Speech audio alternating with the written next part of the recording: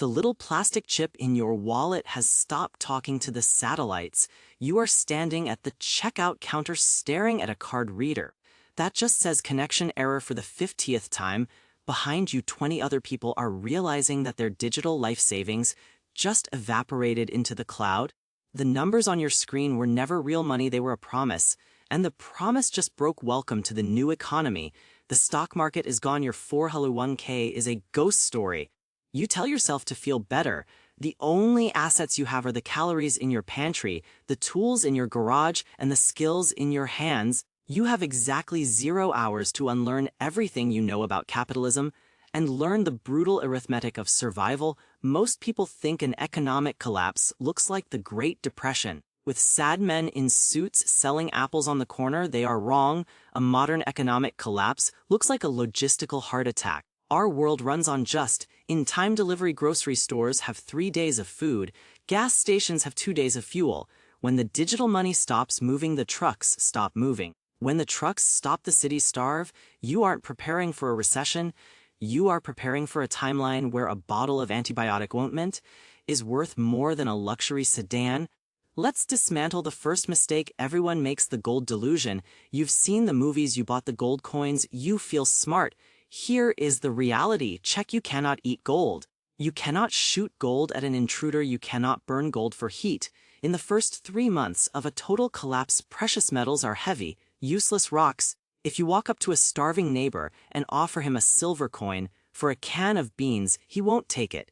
He can't feed silver to his crying child. The value of gold is based on the hope that civilization will return. In the immediate aftermath, utility is king. Value is determined by biology, not speculation. If it doesn't keep you warm, full, or safe, its value is zero. So what is the new currency? It's the things you take for granted. It is the vice economy: alcohol, coffee, tobacco, sugar. These are not luxuries, they are psychological necessities. When the world falls apart, people want to escape. A cheap bottle of vodka is a painkiller, a disinfectant, and a way to forget that the power is out. It will trade faster than ammunition. Coffee is the only thing keeping the neighborhood watch awake at 3 a.m. If you have a stockpile of cheap instant coffee and cigarettes, you are the new investment banker of your block. But hoarding is only half the equation. You have to understand the terrifying physics of barter. In a normal economy, you buy things anonymously. In a collapse economy, every transaction is a tactical risk. If you trade a generator to your neighbor, you have just announced 2 things. 1, you have a generator. 2, you have enough resources to spare 1. You have just put a target on your back. The first rule of the black market is silence. You never trade at home. You never show your stockpile. You use a neutral dead drop, like an empty trash can in an alley, to exchange goods without ever seeing the other person's face. Distance is safety.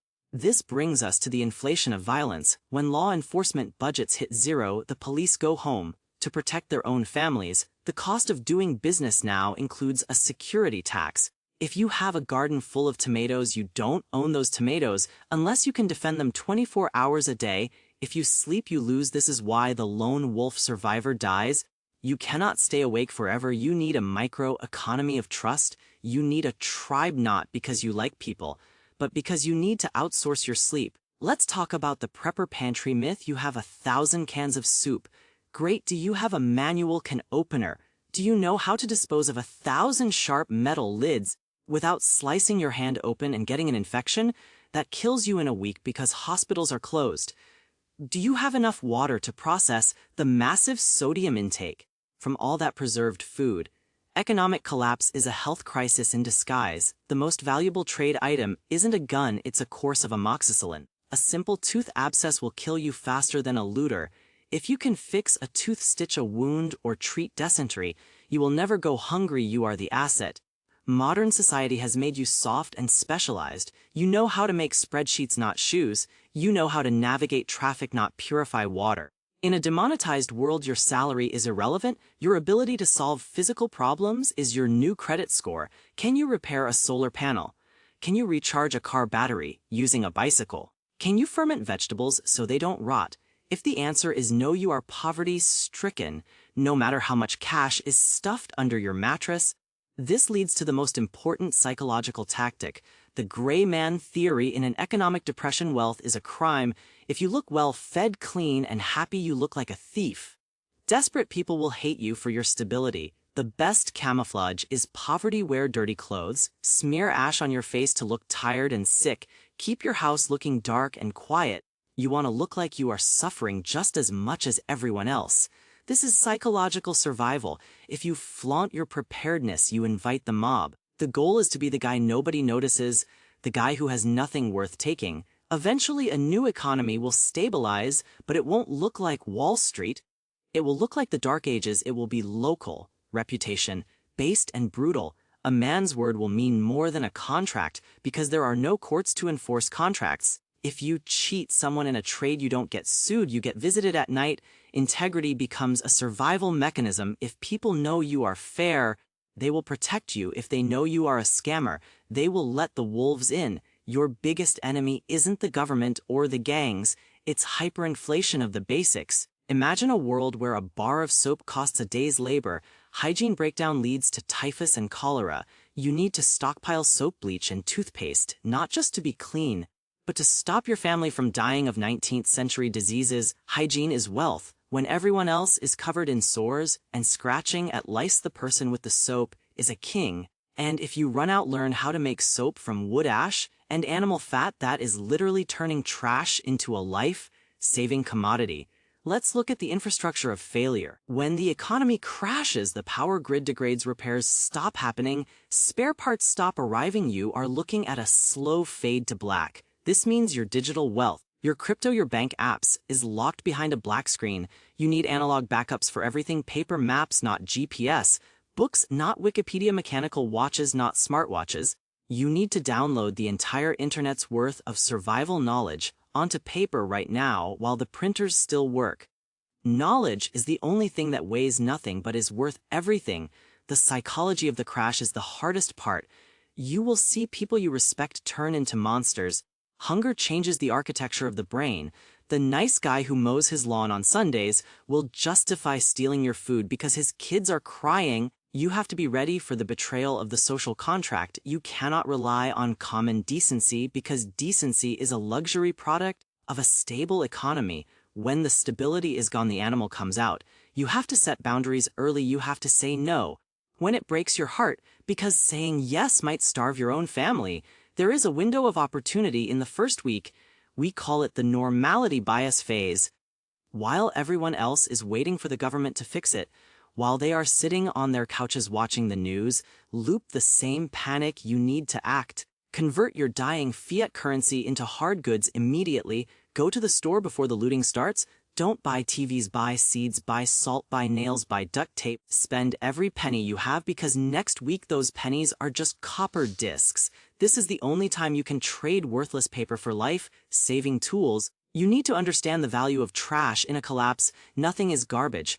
A plastic bottle is a water filter. A tin can is a stove. A piece of scrap metal is a knife. You need to look at the world with scavenger eyes. The consumer mindset is buy new. The survivor mindset is repurpose old. If you can fix things, you are the manufacturer. A broken generator is trash to your neighbor. It is a goldmine to you if you understand the engine. Fuel stabilizes. Gas goes bad in 6 months. Diesel lasts a year with additives. Propane lasts forever.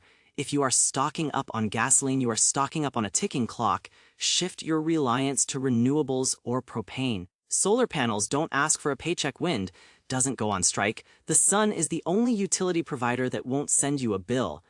But remember, solar panels scream, "I have power," to the darkness. Hide them. Camouflage your advantages. The ultimate currency is distinct from goods. It is influence. Who do you know? The farmer, the mechanic, the doctor. In a village economy, social capital saves your life. If you are the guy who organizes the neighborhood security, who mediates disputes, who teaches people how to purify water, you become indispensable. They cannot kill you because they need you. Being useful is better than being armed. An armed man is a threat. A useful man is an asset. Stop waiting for the announcement. There won't be a banner that says the economy has ended. It will be a slow grinding decline. Prices will double, then triple. Shelves will get spotty, the lights will flicker, and one day you will realize you haven't bought anything new in a year. You are already in the collapse. The best time to start? Your new economy is right now. Learn a trade, fix your teeth, get out of debt. Not because of interest rates, but because debt makes you fragile. Stockpile the things you are addicted to. Make friends with people who have caluses on their hands. The system is a fragile web of promises and zeros. When the math stops working, the world doesn't end. It just changes rules. The new rules are simple. You eat what you grow, you keep what you defend, you survive with what you know. The ATM is dead. Long live the garden, long live the workshop, long live the tribe. You are not a consumer anymore, you are a producer of your own survival.